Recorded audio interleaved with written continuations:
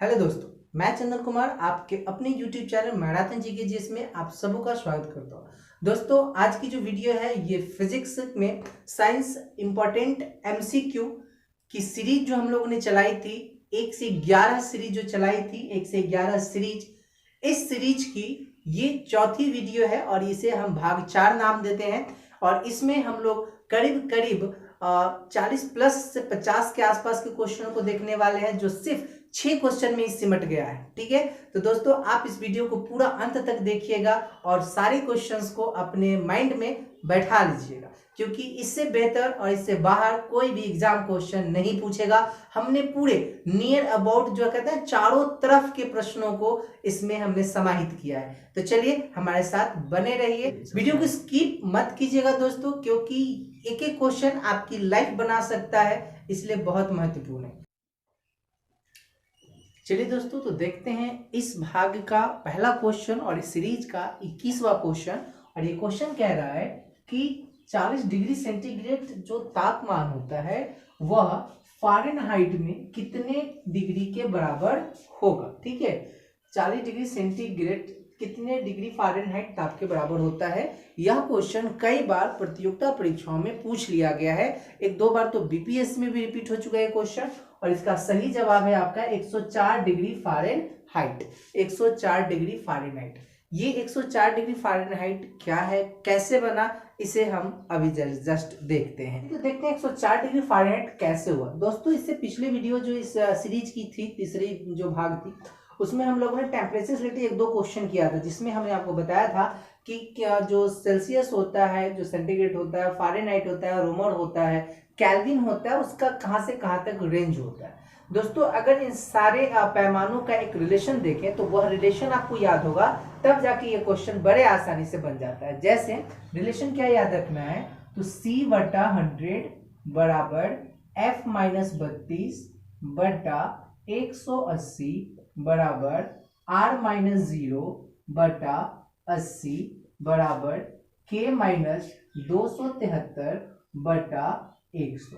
ठीक है, ये छोटा सा रिलेशन है जिसको आपको याद रखना है दोस्तों। ठीक है, इसी पर सारा प्रश्न जो है वो आपका बन जाता है। देखिए कैसे, तो जैसे क्वेश्चन कह रहा है कि 40 डिग्री सेंटीग्रेड, दोस्तों जब भी देगा तो 2 वैल्यू देगा, 2 चीज देगा निकालने के लिए। जैसे कि यहाँ पर C दे दिया तो आपको F निकालना है, तो हमें क्या करना पड़ेगा कि हमें ये 2 क्वेश्चंस और 2 जो फॉर्मूला है उसको एक साथ करना पड़ेगा। जैसे C/100 है तो यहाँ पर C की वैल्यू कितनी है, 40 से रख देंगे, 100 रख देंगे, F रख देंगे, -32 रख देंगे, बटा में 180। इसको लोग सॉल्व करेंगे अगर आप, तो 18 का टेबल अगर 4 टाइम पढ़ते हैं तो हो जाता है आपका 72, ये 00 होगा, 7200 हो जाएगा, बराबर। अगर इसको क्रॉस मल्टीप्लीकेशन करते हैं तो ये हो जाता है आपका 100F - 3200। अगर हम इसको इधर लेके आते हैं तो ये हो जाएगा आपका 7200 प्लस 3200 बराबर 100F हो जाएगा।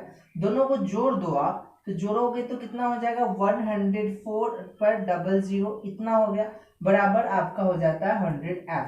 अगर यहाँ से 2 0 यहाँ से कैंसिल करेंगे तो आपके पास F की वैल्यू कितनी आ जाती है, 104। बस यही चीज यहाँ पर आंसर लिखा गया है कि 104 डिग्री फ़ारेनहाइट होता है। दोस्तों, कोई भी 2 क्वेश्चन दे, अगर फ़ारेनहाइट दे, रोमन निकालने के लिए दे, रोमन दे, केल्विन निकालने के लिए दे, केल्विन दे, सेंटीग्रेड निकालने के लिए दे, सेंटीग्रेड दे, केल्विन निकालने के लिए दे, तो कुछ भी निकालने के लिए ये बस एक बेसिक सा फार्मूला है जिसे आपको याद रख लेना। आई होप आपको याद हो जाएगा। और याद करने का बड़ा आसान तरीका है, जैसे सिंबल लेना है, उसकी मिनिमम वैल्यू माइनस में लेना, सिंबल लेना है, minimum value symbol, minimum value symbol, minimum value लेना है। ठीक है, और उसको जितने बड़े बड़े भागों में बांटेगा उसको नीचे ले लेना है। बस यही तो तरीका है निकालने का। अगर हम बात करें कुछ और बातों, तो यहाँ पर दोस्तों एक चीज और मैं आपको बता दूं, इससे रिलेटेड क्वेश्चन और आपसे पूछ सकता है कि परम शून्य ताप क्या होता है। परम शून्य ताप क्या होता है, तो यहाँ से प्रश्न आपसे पूछे जा सकते हैं। तो याद रखना, यह किसी वस्तु का वह ताप होता है जो एकदम न्यूनतम होता है, यानी इससे न्यूनतम किसी वस्तु का टेम्परेचर हो ही नहीं सकता है, उसी को बोलते हैं परम शून्य ताप। अगर हम इसकी वैल्यू की बात करें तो ये वैल्यू होती है -273.15 डिग्री सेंटीग्रेड। कितनी होती है, -273.15 डिग्री सेंटीग्रेड, यानी इस टेम्परेचर से कम किसी वस्तु का टेम्परेचर नहीं हो सकता है। इसी को हम क्या बोलते हैं, परम शून्य ताप बोलते हैं। तो ये वैल्यू याद रखें, इस वैल्यू से भी क्वेश्चन आपके एग्जामिनेशन में कई बार पूछ लिए गए हैं, कई बार दोहरा लिए गए हैं। एक चीज और बता दूं आपको, जो थर्मामीटर हम यूज करते हैं उसमें पारा होता है ना, मरकरी भरा रहता है, जिससे हम टेम्परेचर जैसे फीवर वगैरह देखते हैं। तो टेम्परेचर कितने डिग्री पे जाकर पारा जम जाता है, तो इसका आंसर याद रखना है आप, -39 डिग्री पर जो है वो पारा जमता है। क्वेश्चन अगर आपसे पूछ दिया कि पारा कितना डिग्री पर जाके जमेगा, तो -39 डिग्री पर जाके ये क्या हो जाता है, जमता है ना, फ्रीज हो जाता है। तो इसलिए जो बहुत ही मतलब न्यूनतम तापमान अगर ज्ञात करना होता है बहुत कम, तो उसमें जो है वो अल्कोहल का प्रयोग किया जाता है ना, अल्कोहलिक थर्मोमीटर का यूज होता है, क्योंकि अल्कोहल जो है वो -115 डिग्री सेंटीग्रेड पर जाकर के जमता है। तो आपको एक वैल्यू और याद रखना है कि अल्कोहल जो है, जो अल्कोहल है ये कितना डिग्री पर, तो -115 डिग्री पर जाकर के ये जो है वो जम जाता है। तो अगर आपसे क्वेश्चन पूछा जाता है कि निम्न ताप को ज्ञात करने के लिए किस थर्मोमीटर का प्रयोग किया जाता है, तो अल्कोहलिक होता है वो, और नॉर्मली जो है वो पारा हम लोग यूज करते हैं। तो दोस्तों ये क्वेश्चन आप याद कर लेना, ये बहुत इंपॉर्टेंट क्वेश्चन है और लगभग एग्जामिनेशन में कई बार पूछ लिया गया। चलिए देखते हैं अगले क्वेश्चन को। क्या कहता है यह क्वेश्चन, अगर क्वेश्चन देखें तो क्वेश्चन नंबर 22 है और इस भाग का दूसरा क्वेश्चन है, रेडियो सक्रियता की खोज किसने किया था। अगर हम इसका जवाब देंगे तो ये जवाब है हेनरी बेक्यूरेल। हेनरी बेक्यूरेल का पूरा नाम अगर आप देंगे तो एंटोनी हेनरी बेक्यूरेल है। रेडियो सक्रियता कहते हैं किसको, कहते हैं इंग्लिश में हम इसे रेडियो एक्टिविटी के नाम से जानते हैं। क्या जानते हैं, रेडियो एक्टिविटी कहते हैं। ये रेडियो एक्टिविटी होता क्या है इसको समझना पड़ेगा पहले हमें। देखिए हमारे नेचर प्रकृति में बहुत सारे एलिमेंट हैं, बहुत सारे तत्व हैं, इसमें कुछ ऐसे तत्व भी है जो कुछ अदृश्य किरणों का उत्सर्जन करते रहते हैं। दोस्तों ऐसे तत्वों को हम बोलते हैं रेडियो एक्टिव एलिमेंट, यानी रेडियो सक्रिय तत्व। और इस पूरी घटना को, जो अदृश्य किरणें को उत्सर्जन करने की जो तमाम घटनाएं होती हैं, इसे हम बोलते हैं रेडियो एक्टिविटी यानी रेडियो सक्रियता बोलते हैं। इस रेडियो सक्रियता को सबसे पहले हेनरी ने देखा था और हेनरी ने इसको यूरेनियम में सबसे पहले देखा था। अगर क्वेश्चन आ जाए कि रेडियो एक्टिविटी को फर्स्ट टाइम यानी प्रथम बार कहाँ देखा गया था, तो याद रखना है यूरेनियम में इसने उन्हें सबसे पहले बार इसे देखा था। यूरेनियम में सबसे पहले इसको देखा था। ठीक है, कहाँ देखा था, यूरेनियम। दोस्तों जब इन्होंने इस पर विचार करना स्टार्ट किया तो इनके सहयोग में दो और साइंटिस्टों का नाम आपने बुक्स में पढ़ा होगा कि हेनरी बेक्यूरेल के सहयोगी जो थे वो थे पी क्यूरी और एम क्यूरी, यानी पियरे क्यूरी और मैडम क्यूरी। तो इन तीनों ने मिलकर के इसको अंजाम तक पहुंचाया था और इस खोज के लिए इन तीनों को सहयोग से पी क्यूरी का नाम भी याद रखना है आपको, और मैडम क्यूरी का भी नाम याद रखना है। ये दोनों पति पत्नी है दोस्तों। तो इन दोनों को भी और इनको, इन तीनों को जो है ये नोबेल प्राइज दिया गया है दोस्तों इस खोज के लिए। कब दिया गया था नोबेल प्राइज, तो याद रखना है 1903 में। क्वेश्चन क्या पूछ देता है कि रेडियो एक्टिविटी की खोज के लिए नोबेल प्राइज कब दिया गया, तो 1903 में दिया गया था मैडम क्यूरी, पियरे क्यूरी और हेनरी बेक्यूरेल को, तीनों। आ रही बात कि अब रेडियो एक्टिविटी होता क्या, तो रेडियो एक्टिविटी से भी मैंने बताया कि कुछ अदृश्य किरणें निकलती हैं। क्या निकलती हैं, कुछ अदृश्य किरणें निकलती हैं जिसे हम नग्न आंखों से नहीं देख सकते। और ऐसे ही किरणों की उत्सर्जन करने वाले एलिमेंट की जो घटनाएं होती है उसी को रेडियो एक्टिविटी बोलते हैं। तो अदृश्य किरणें जो है ये जो शुरू में जब इसकी खोज हो रही थी उस समय इसे बेक्यूरेल रे कहा जाता था। क्या कहा जाता है दोस्तों, बेक्यूरेल किरण के नाम से, यानी बेक्यूरेल रेज के नाम से जाना जाता था। यानी तब इसका कोई नामकरण नहीं किया गया था। बाद में इन अदृश्य किरणों को नाम दिया जाता है अल्फा, बीटा और गामा। इन तीनों का जो नामकरण होता है दोस्तों, ये नामकरण किसने किया है, तो याद रखना है कि बाय रदरफोर्ड का नाम याद रखना है। किसका नाम याद रखना है, रदरफोर्ड ने इसका नाम रखा था। बेक्यूरेल रेज का नाम अल्फा बीटा गामा किसने रखा है, तो रदरफोर्ड ने। कब रखा है ये भी कभी कभी पूछ देता है, तो याद रखना है ये नाम 1902 में रदरफोर्ड ने इसका नामकरण किया था। ठीक है, आपको पता होगा कि अल्फा जो है ये पॉजिटिव चार्ज वाला होता है, बीटा जो है ये नेगेटिव चार्ज वाला होता है और गामा जो है ये उदासीन होता है। दैट मीन्स अगर देखें तो ये न्यूट्रल होता है, इस पर कोई चार्ज नहीं होता है। ठीक है, तो ये रही बात आपके कुछ रेडियो एक्टिविटी से जुड़ी हुई। एक क्वेश्चन और याद रखना कि रेडियो सक्रियता की यूनिट क्या है। अगर हम इसकी यूनिट देखें तो यूनिट याद रखना है क्यूरी, जो है मैडम क्यूरी के सम्मान में इसका यूनिट जो है वो क्यूरी रखा गया था, क्योंकि इन्होंने बहुत सारे काम किए थे। एक बात और याद करा दो कि मैडम क्यूरी ने जो है एक चीज की खोज की थी जिसको हम बोलते हैं रेडियम। क्वेश्चन कभी कभी पूछ देता है कि रेडियम की खोज किसने की थी, तो खोज किया था रेडियम का। आपको पता होना चाहिए कि रेडियम जो है एक रेडियो एक्टिव एलिमेंट है। क्या है एक, तो ये रेडियो एक्टिव एलिमेंट है और ये भी अपने में से कुछ अदृश्य किरणों का उत्सर्जन करता है। आपको बता दूं कि मैडम क्यूरी एक ऐसी महिला है जिनको 2 अलग अलग क्षेत्र का भी नोबेल दिया गया, फिजिक्स का भी दिया गया और केमिस्ट्री का भी नोबेल इनको मिला हुआ है। चलिए दोस्तों, इस क्वेश्चन से इतना ही। बहुत महत्वपूर्ण पॉइंट था ये। मिलते हैं अगले क्वेश्चन में। चलिए दोस्तों, देखते हैं अगला क्वेश्चन जो क्वेश्चन नंबर 23 है और इस सीरीज का, इस वीडियो का तीसरा क्वेश्चन है। क्वेश्चन है कि लालटेन या लैंप जो होता है, इसकी बत्ती में जो तेल है वो ऊपर किस क्रिया के द्वारा चढ़ता है। ये क्वेश्चन बहुत बार एग्जाम में आ चुका है और ये वीवीआई है। दोस्तों, जो 1 से 11 सीरीज है इसमें मैं जितना भी प्रीवियस क्वेश्चंस है या जो महत्वपूर्ण है उन सारे पॉइंट का कलेक्शन करके आपके लिए ला रहा हूं। तो इस सीरीज की सारे वीडियोस को आप तमाम जो डाला जा रहा है सबको विस्तार से देखिएगा, अच्छे से रिपीट कीजिएगा और हो सके तो अपना एक नोट्स भी जरूर बना लीजिएगा और किसी भी एग्जाम को देने जाने से पहले एक बार अपने इस नोट्स को पढ़ लीजिएगा, इससे बाहर क्वेश्चन नहीं पूछेगा। क्लियर? तो चलिए देखते हैं इसमें क्या है। इसका जवाब होगा केसी तत्व क्रिया, जिसको हम बोलते हैं कैपिलरिटी प्रोसेस के द्वारा।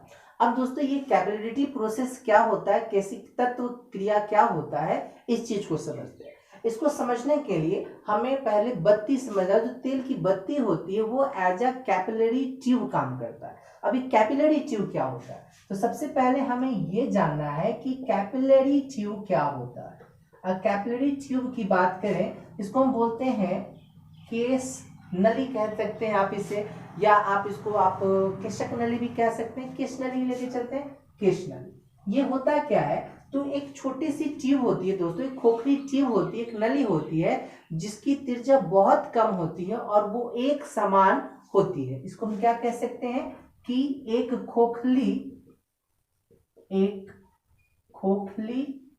नली जिसकी त्रिज्या बहुत कम होती है। ठीक है, इसकी त्रिज्या क्या होती है, बहुत कम होती है और एक समान रहता है, एक समान होती है। ये भी याद रखना है, यानी ऊपर से लेकर के नीचे तक एक समान त्रिज्या इसकी बनी हुई होती है। इसी तरह की क्रिया को, इसी तरह के ट्यूब को हम क्या बोलते हैं, कैपिलरी ट्यूब बोलते हैं। दोस्तों, अगर हम बात करें कैपिलरी ट्यूब की विशेषता की, तो याद रखना द्रव के ऊपर चढ़ने या नीचे गिरने या घटने या बढ़ने की क्रिया जो होती है वो कैपिलरी ट्यूब के सहायता से ही होती है और इसी काम को हम क्या बोलते हैं, कैपिलरी प्रोसेस बोलते हैं। क्या याद रखना है, तो द्रव के ऊपर या नीचे चढ़ने या उतरने की क्रिया।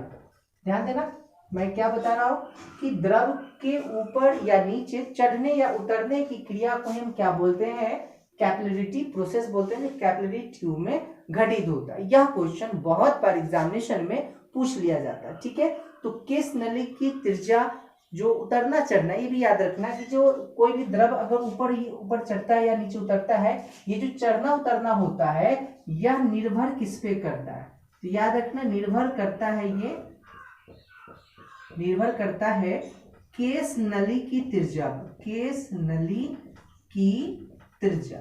यानी जितनी त्रिज्या बड़ी या छोटी होगी उसी के ऊपर यह डिपेंड करेगा कि आखिर तेल कैसे ऊपर चढ़ेगा और कैसे नीचे उतरेगा। ठीक है, तो इस पॉइंट से बहुत सारे प्रश्न आपके एग्जाम में पूछ लिए जाते हैं, तो इसे आप ध्यान में रखिएगा। अच्छा, जो संकीर्ण त्रिज्या यानी जो काफी पतली त्रिज्या वाली होगी उसमें चढ़ाव अधिक होगा और जो मोटा या चौड़ा नली होगा उसमें चढ़ाव कम होता है। तो याद ये भी रख लेना है आपको कि संकीर्ण, संकीर्ण का दोस्तों मतलब होता है एकदम पतला। संकीर्ण में क्या होता है, अधिक चढ़ता है यानी काफी तेजी से चढ़ेगा, और जो मोटा या चौड़ा, मोटा कह दीजिए या फिर चौड़ा कह दीजिए, तो इस तरीके में कम, बहुत कम तेल जो है धीरे धीरे जो है वो चढ़ेगा। तो ये भी दो बातें आप अच्छे से याद रखेंगे। एग्जाम्पल में अगर आपसे क्वेश्चन पूछता है कि जो बॉलेटिंग पेपर होता है उसमें जैसे ही स्याही रखेंगे वो सोख लेता है, वो किसका उदाहरण होता है, तो उसका भी आंसर होता है केशितत्व क्रिया के कारण। बॉलेटिंग पेपर याद रखना, क्या याद रखना है, जो बॉलेट पेपर होता है, बॉलेटिंग पेपर में जो स्याही होता है वो सोख लेता है, क्यों, तो ये भी केशितत्व क्रिया के कारण ही होता है। ये भी एग्जामिनेशन में क्वेश्चन पूछता है। और पेड़ पौधों में जो जल, जो आप सुना होगा कि ये रूट होता है ना, उससे जल पेड़ पौधे अब्सॉर्ब करते हैं, तो भी केशितत्व क्रिया के कारण ही एब्जॉर्प्शन होता है। तो बॉलेट पेपर याद रखना है, पेड़ पौधे में जल का एब्जॉर्प्शन याद रखना है, और लालटेन या लैंप में तेल का चढ़ना याद रखना है। चलिए दोस्तों मिलते हैं अगले क्वेश्चन में। इस क्वेश्चन के लिए इतना ही। अगला प्रश्न, और ये प्रश्न नंबर 24 है और इस सीरीज का चौथा क्वेश्चन है। अगर हम देखें, क्वेश्चन कह रहा है कि प्लान वेग का मान कितना होता है। प्लान वेग होता क्या, ये भी समझेंगे, अभी इंतजार कीजिए 2 मिनट बस। प्लान वेग होता क्या है, इसका वैल्यू अगर देखें तो ये होता है 11.2 किलोमीटर प्रति सेकेंड। याद रखना है 11.2 किलोमीटर प्रति सेकेंड जो होता है ये वैल्यू होता है, उसको याद कर लीजिए, ध्यान में बैठा लीजिए, प्रश्न पूछता है बार बार। प्लान वेग को इंग्लिश में क्या कहते हैं, अगर इंग्लिश इसकी देखी तो इसको बोलते हैं स्केप वेलोसिटी। क्या बोलते हैं हम लोग, स्केप वेलोसिटी। आपको पता होगा कि वेलोसिटी हमने इससे पहले पढ़ाया था आपको फिजिक्स वाली चैप्टर में। वेलोसिटी क्या होता है, तो रेट ऑफ डिस्प्लेसमेंट होता है वेलोसिटी, ये आपको पता होना चाहिए। अब स्केप वेलोसिटी क्या होता है, तो पहले वेलोसिटी देख लो क्या होता है ये, तो याद रखना है रेट ऑफ डिस्प्लेसमेंट होता है ये, ठीक है। और ये जो होता है ये वेक्टर क्वांटिटी होता है, आप सबको पता है ये क्या होता है, वेक्टर क्वांटिटी होता है, ठीक है। अब चलो एस्केप वेलोसिटी, अगर हम एस्केप वेलोसिटी की बात करें तो याद रखना है कि वह न्यूनतम वेग जिससे किसी वस्तु को पृथ्वी से ऊपर फेंकने पर वह वस्तु गुरुत्वाकर्षण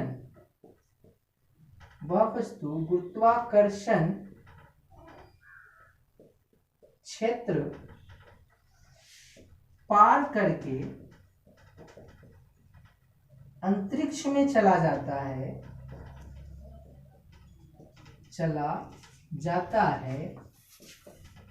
वापस नहीं आता है ना, अंतरिक्ष में चला जाता है, वापस नहीं आता, ठीक है।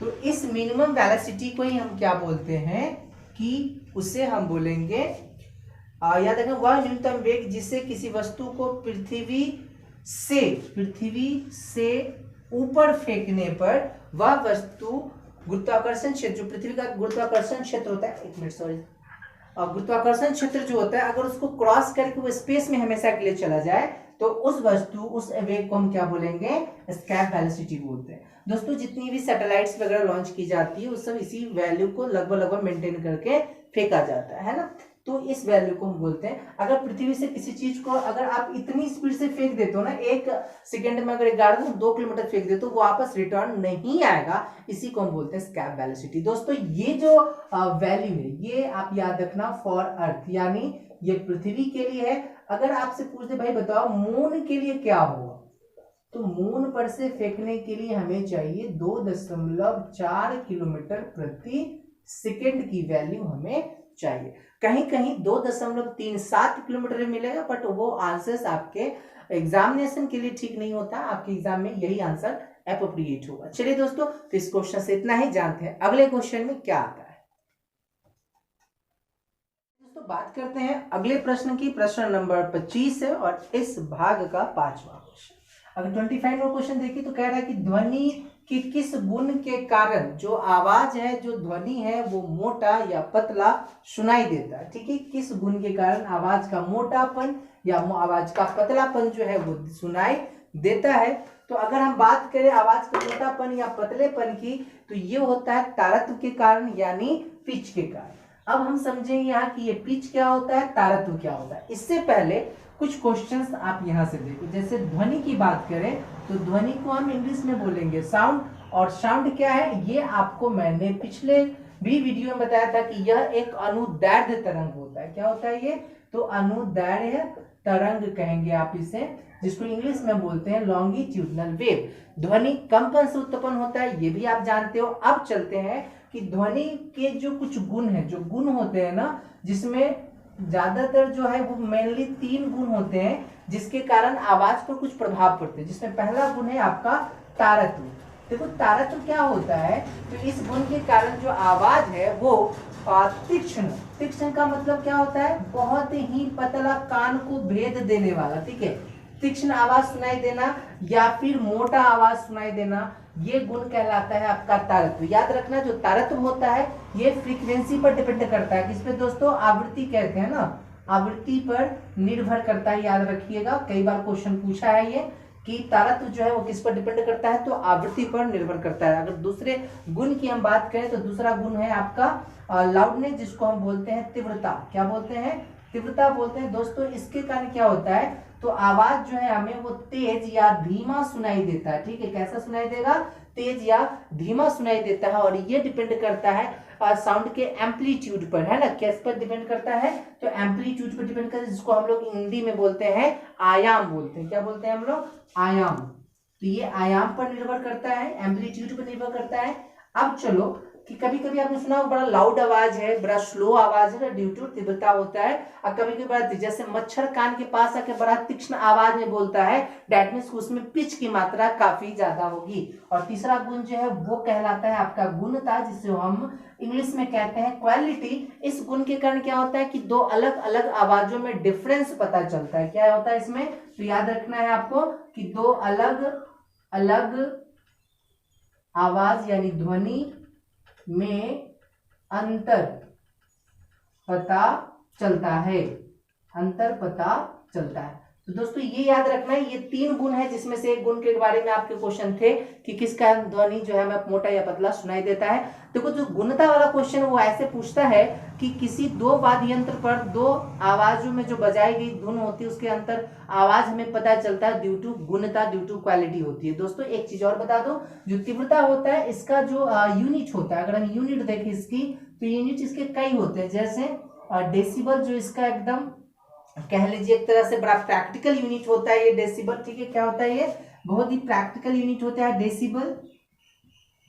इसके बाद आप बेल नाम सुना होगा, बेल भी यूनिट होता है। और आपने फोन भी सुना होगा, फोन भी इसका यूनिट होता है। दोस्तों जो बेल डेसिबल होता है ना, वो बेल का 1/10वां हिस्सा होता है। तो ये भी बहुत बार एग्जाम में पूछ लिया गया है कि डेसिबल क्या होता है, तो बेल का 1/10वां हिस्सा जो होता है वो डेसिबल कहलाता है, ठीक है। तो ये हो गई आपकी जो साउंड से संबंधित कुछ बातें थी वो याद रखना है, और कुछ उदाहरण याद रखेंगे जो अभी आपको मैंने बताया कि जो 2 वाद्य यंत्र वाला, ठीक है। तो चलिए मिलते हैं अगले क्वेश्चन में। अगला क्वेश्चन क्या कहता है, चलिए दोस्तों अगला क्वेश्चन जो क्वेश्चन नंबर 26 है, और यह इस भाग का 6ठा क्वेश्चन है। क्वेश्चन कह रहा है कि बिजली के बल्ब में फिलामेंट, आप सबने तो देखा है वो फिलामेंट, वो किस चीज का बना होता है, ठीक है। तो ये क्वेश्चन बहुतों बार एग्जाम में आ चुका है दोस्तों। इसका जवाब होता है टंगस्टन। आप सबने पढ़ा भी होगा, रटा भी होगा। चलिए इस क्वेश्चन के नियर अबाउट बहुत सारे फैक्ट आज देखते हैं हम लोग कि आखिर क्या।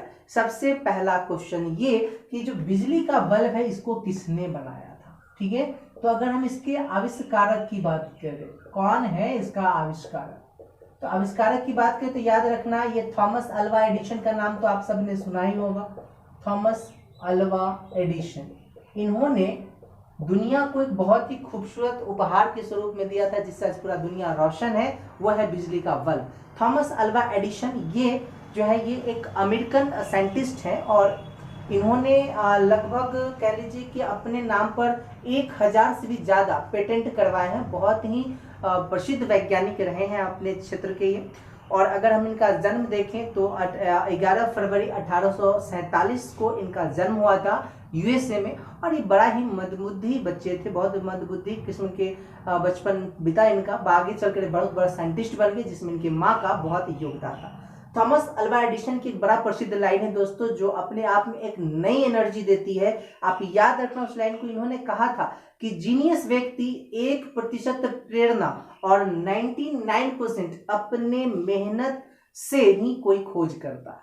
ठीक है, ये लाइन बहुत ही बेहतरीन लाइन उन्होंने कहा था। वाकई में अगर आप जीनियस है तो प्रेरणा तो 1% काम करता है, हमारी मेहनत 99% होती है, चाहे वो कोई भी फील्ड क्यों ना हो, चाहे वो आपकी प्रतियोगिता का ही क्षेत्र क्यों ना हो। आप अगर रिजल्ट बनाते हो उसमें लोगों का योगदान बहुत कम और आपका योगदान बहुत ज्यादा होता है ना। तो ये अल्वा एडिसन का लाइन था। इनकी छोटी सी कहानी भी है, मैं आपको बताऊंगा थोड़ा सा। इन्होंने कहा जाता है कि जब बल्ब बनाना शुरू किया तो लगभग 10,000 बार से भी ज्यादा बार प्रयोग किया था इन्होंने। उस प्रयोग की अगर बात करें तो इसमें 10,000वां बार में इनको जो है सक्सेस मिला था। तो लोग इनको ना बड़ा हंसा था कि इतना समय बर्बाद कर दिया। तो इन्होंने एक लाइन कहा, लोगों ने पूछा इनसे कि आपने इतना वक्त बर्बाद कर दिया। इन्होंने बहुत ही पॉजिटिव लाइन कही थी। इन्होंने कहा कि हमने 10,000 ऐसे तरीके खोजे हैं, 9,999 जिसमें हम बल्ब नहीं बना सकते हैं, हमने एक ही तरीका ऐसा खोजा जिसमें बल्ब बना सकते हैं। दोस्तों ये होती है पॉजिटिव सोच, ये होता है एक आगे बढ़ने की जो सोच होती है वो। ठीक है, यही इंसान के अंदर एक बेहतरीन एनर्जी का संचार करता है जो उसे आगे बढ़ने से कोई नहीं रोक सकता है। चलिए आगे बढ़ते हैं, हम लोग टंगस्टन की ओर बात करें तो थॉमस अल्वा एडिसन की बात आप याद रखना, जो है ये यूएसए के थे, अमेरिका के साइंटिस्ट थे और इन्होंने दुनिया को बहुत खूबसूरत तोहफा दिया था। अगर हम टंगस्टन की बात करें तो टंगस्टन जो है, इससे जुड़ा हुआ कुछ फैक्ट जो आपको याद रखना है, इसका जो गलनांक होता है दोस्तों वो लगभग 3500 डिग्री सेंटीग्रेड के बराबर होता है। कितना होता है गलनांक? गलनांक याद रखना है, वैल्यू 3500 डिग्री सेंटीग्रेड जो होता है, लगभग लेके चल सकते हैं आप, इतना होता है इसका वैल्यू। 3500 डिग्री सेंटीग्रेड पे जाके ये गलत है। इसका अगर हम संकेत देखें, अगर सिंबल देखें, ये किससे संकेतित किया जाता है, इसका संकेत होता है W। किससे होता है ये? W से इसको संकेत दिया जाता है और इसका जो नाम होता है वो होता है वॉल्फ्रॉम। क्या नाम होता है इसका? WOLFORM, वॉल्फ्रॉम। और इसी से W लिया गया है, तो ये W इसी को कहते हैं वॉल्फ्रेम, सॉरी फ्रेम कर दीजिए, फॉर्म नहीं फ्रेम होता है, वॉल्फ्रेम। ठीक है, आगे चलते हैं। तो भारत में इसका उत्पादन अगर हम देखें तो राजस्थान में सबसे ज्यादा इसका उत्पादन होता है और वो जगह है देगना, एक खान है इसका। तो अगर भारत में उत्पादन हम देखें, भारत में उत्पादन की अगर बात की जाए तो याद रखना है राजस्थान में होता है ये, राजस्थान। और राजस्थान का एक खान है देगाना खान, वहां पर इसका जो है ज्यादा क्षेत्र जो है वो मिला है, ज्यादा खान है वहां पर मिलता है। अगर हम बात इसकी परमाणु संख्या की अगर हम बात करें तो ये आपका एक होमवर्क है, ये कमेंट में आप जरूर बताएंगे कि टंगस्टन का परमाणु संख्या कितना होता है। ठीक है दोस्तों, हम इंतजार करेंगे आपके कमेंट का। अगर आवर्त सारणी में देखें टंगस्टन को तो इसे एक एज अ ट्रांजिशन एलिमेंट के रूप में देखा जाता है और ये ट्रांजिशन ग्रुप का एलिमेंट कहलाता है। ठीक है, तो अगर आवर्त सारणी की बात करें, पीरियोडिक टेबल की बात करें, पीरियोडिक टेबल की बात करें तो ये ट्रांजिशन जो है, ये ट्रांजिशन जो ग्रुप होता है, ट्रांजिशन ग्रुप का एलिमेंट है ये याद रखना है। किस ग्रुप का एलिमेंट है? तो ट्रांजिशन ग्रुप का एक एलिमेंट होता है। दोस्तों अगर हम बिजली के बल्ब की बात करें तो इस बल्ब को एक दो जगह पर और नाम से भी जाना जाता है। हो सकता है आपके एग्जाम में ऐसे क्वेश्चन पूछ दे, तो इसको आप कह सकते हैं इनकैंडिसेंट। क्या कहते हैं?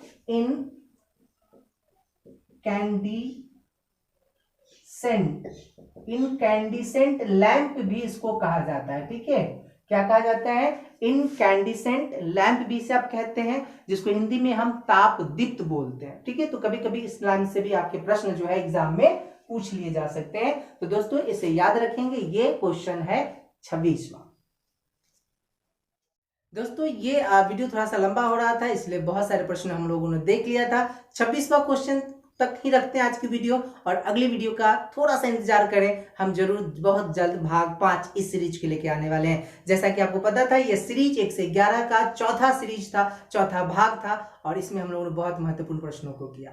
अगर आपने वीडियो को अंत तक देखा और आपको पसंद आया हो तो चैनल को सब्सक्राइब जरूर कीजिएगा, बेल आइकन जरूर दबाएं और लाइक और कमेंट अपना सुझाव हमें जरूर दें ताकि हम आपके लिए और बेहतर वीडियोस ला सके। चलिए दोस्तों मिलते हैं इस सीरीज की यानी 1 से 11 सीरीज की अगली भाग यानी भाग 5 में। तब तक धन्यवाद, थैंक यू।